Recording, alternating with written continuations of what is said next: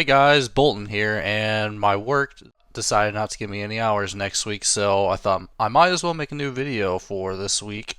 So today I'm going to be going over the new 2025 LEGO Ninjago Dragons Rising sets. I'm also going to be including the March sets, just the two that were just revealed, the Arc Dragon of Focus and the Thunderfang Dragon of Chaos. There's still the Crossroads that has not been officially release yet in terms of pictures, so I have no idea what that set's going to look like, but it's going to be around $250, so obviously usually sets around that price range are going to be number one because there's just a lot more to them, but I was probably going to not include that set anyways. But yeah, let's just get to the worst sets of the wave. So in my opinion, the worst set of the wave is Kai's Mech Storm Rider. This set retails for $50 and has 333 pieces. And yeah, this thing just looks horrendous. It looks so stupid. I just don't get the appeal for like these mech riders where it's like a smaller mech riding a bigger vehicle. To me, that just makes no sense. They all look stupid. I thought the one for Core was pretty stupid too. And yeah, this set just looks, it's just not very good, and the price is pretty bad too.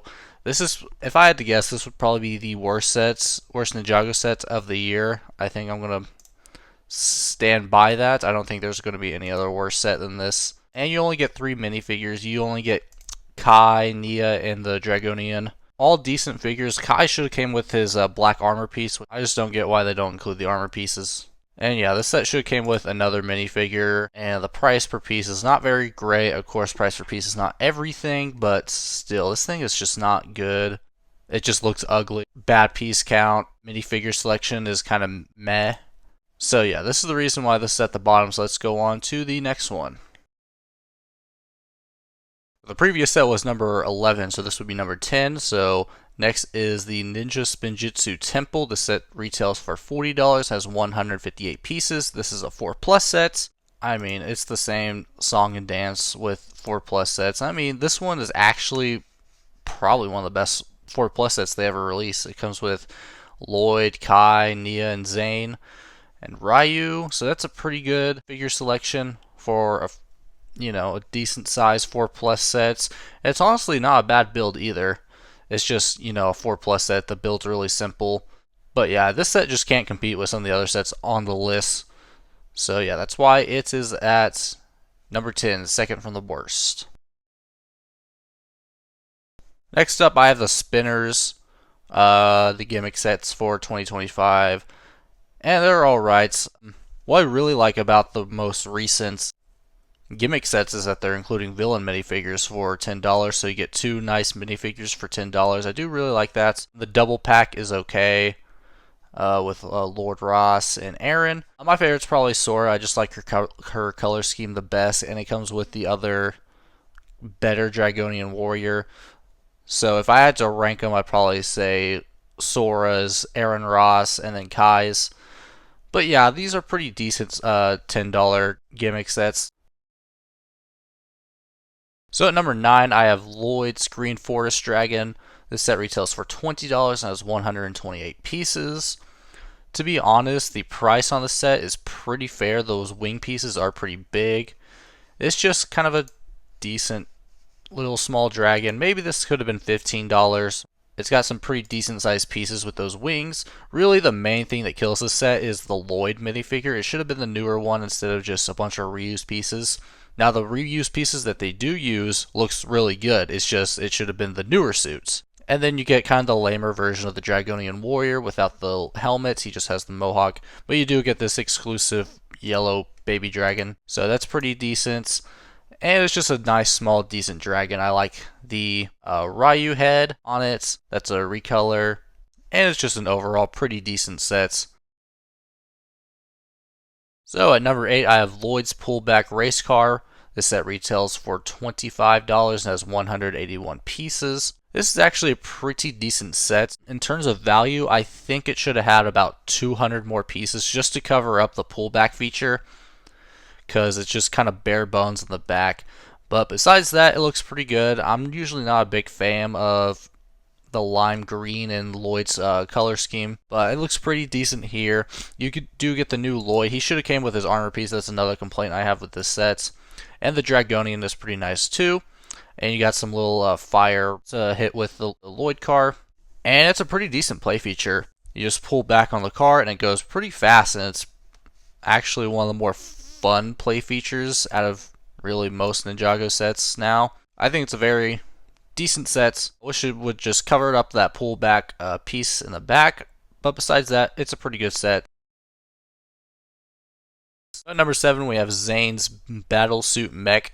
Set retails for $10, has 92 pieces, and really the main reason you're getting the set is just it's a cheap $10 set with 3 minifigures, two of which are exclusive right now, but Drix will be in the Arc Dragon of Focus later in March. But it's a nice cheap way to get the new kind of newish Wildfire minifigure, and you get a nice exclusive Zane in this set, and the mech's pretty decent. I think I prefer Jay's mech from last year, to be honest, compared to this one. This one's just not as great, but it's just a $10 kind of throwaway build. It's probably not even going to be in the show. But yeah, pretty decent sets. And really with these $10 sets, you got to appreciate it. At least there's not, 3 different $100 sets. So that's why this set's a little bit higher, just to show a little bit of appreciation for these smaller sets. So at number 5, we have the Dragonian Storm Village. This retails for $40 and it has 305 pieces. Now, really, you're getting the set for the minifigures. You're not really getting it for the build. The build's okay. It's not a horrendous build. It's a nice display for minifigures. But really, you're just getting the set for Moro and Jay. Like, you're not getting it for any other reason besides maybe a cheaper way to get Nia and a cheaper way to get Zane. But yeah, this is still okay set in terms of the build. The minifigures are really where it's at. It does have some nice play features with the drawbridge at the top. I think that's always a great play feature. That's kind of a rare play feature too. The only other time they used that play feature was, I believe, Lava Falls. There might be another time that I'm forgetting, but yeah.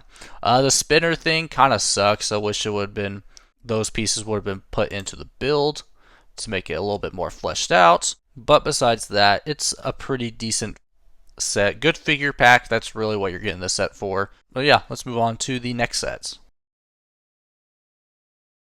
At number 4, I have Zane's Ultra Combiner Mech. The set retails for $100, has 1,187 pieces. This set is probably the best value out of any of the other sets in terms of what you get, pieces and minifigures. I'm kind of sick of these, like, it's all these smaller vehicles that can combine into one bigger vehicle. I'm just not really a big fan of that. Tires on this mech just really kill it, in my opinion. That's one of the main things I don't like about this set, is just the tires that are just on the side. The car that can turn into is pretty decent. The Ryu is also a pretty decent build. The jet kind of sucks. It looks ugly, in my opinion, like most of the Ninjago jets. And then the mech by itself is just kind of meh, in my personal opinion. Oh, and you also get the Zane, the bigger Zane, which is kind of cool. Can't wait to see what that is in the show. But yeah, minifigure selection is pretty good. That's really the main reason why I bought this set. You get a nice new, not really nice new sort of minifigure. She just has a new hood mold, which is okay, I guess. You get Cole in this set, which is nice to get. He looks pretty nice. Pixel, Noct, which is one of my new favorites Ninjago characters. That's kind of why I changed my profile to be him, because he's kind of more unique. And then you get 2 Dragonian Warriors, which is pretty nice too. But yeah, pretty decent value for this set. And I get some people do like this set, but for me, it's just okay, in my opinion. So let's move on to the next set.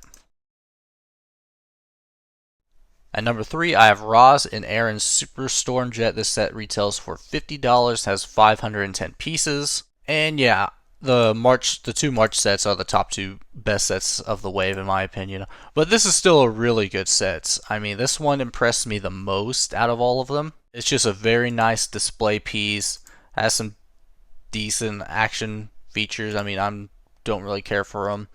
The way it splits apart into 3 different sections, I'm not a huge fan of that. But when they're all combined, I think the set looks really good. Reminds me of the Stormfighter from the Legacy Stormfighter, and it's a pretty good value for what you're getting. 510 pieces for a decently sized build at $50. Like, it's a pretty good substantial build. My main complaint is it should have at least one more figure, maybe like a new side character in Season 3 should have been in this set, just to kind of make this price seem a little bit more worth it, because that figure selection is lacking in my opinion. But yeah, this is easily the best set of January in my opinion. So let's move on to number 2. So at number 2, I have the Archdragon of Focus. This set retails for $100, has 869 pieces, and this set just looks really cool in my opinion. I love the color scheme. The purple's very unique for dragons, because we don't really get that too often. The sand color is very nice, and then the hints of blue in it actually make it look pretty good. I know some people are not a big fan of the color scheme of this, but I quite like it a lot. The only complaint I have with the build is the tan dragon. Horns are pretty weird looking. I'm not a huge fan of the horns on it, but besides that, it's still a pretty good looking dragon. A lot of people are not too excited about the price to piece ratio, which I can kind of ignore that. It's a pretty decently sized dragon, and plus you get a spinner in the set, which if you just include that by itself, it's probably $10. So really this set should be around $90, but I think 100 is fine, to be honest. Minifigure selection, you get Kai and Lloyd with their armor pieces, which fucking finally, but whatever. You do get Cole in this set, and Pixel from the previous Zane's Ultra Combo mech. And then you also get Drix in this set, you get a Dragonian Warrior, and then you also get Zart. I think that's how you say his name. One of the other Forbidden 5, which I love the Forbidden 5. I find them fascinating in this season. But yeah, this set looks pretty nice. Pretty decent dragon. Nowhere near a top 10 dragon, but it's still a really good dragon. And yeah, let's move on to number 1. So at number 1, I have the Thunderfang Dragon of Chaos. The set retails for $70, has 668 pieces. And this thing just looks cool. It's very unique for dragons. I like how it's standing up on 2 legs. I feel that's very unique for a dragon. The color scheme is also very wild. I like the red, purple, and black. I feel like that matches very together. It also has this very slender look to it. And yeah, it just looks very nice overall. You get a good figure selection too. You get Lloyd with his armor piece, which should always happen, but it doesn't for some reason. You get Nia, Sora, Aaron in his new suit. You get Dragonian Warrior. I think that one's named. I forgot what he's named. It's like Try or something. And then you get Knocked in the set. Great way to get Knocked. He should have included a cape piece. That's another thing I wish he would have included, that I'm not really a big fan of. He should have came with a cape piece. But yeah, the vinyl wings on this dragon look very nice. I like the head. Looks very nice. And the shrine that it comes with is also pretty cool, where you can release the dragon. That's a nice little play feature. But yeah, that's my list, and I am very excited for Season 3. I thought Season 2 of Dragon's Rising was the best season since probably Season 6, which is kind of wild, but yeah, that's my list. If you have any other suggestions for videos you want me to do, please put it in the comment section below. That's pretty much it. Make sure you guys like and subscribe, and I'll see you guys in the next video. Bye.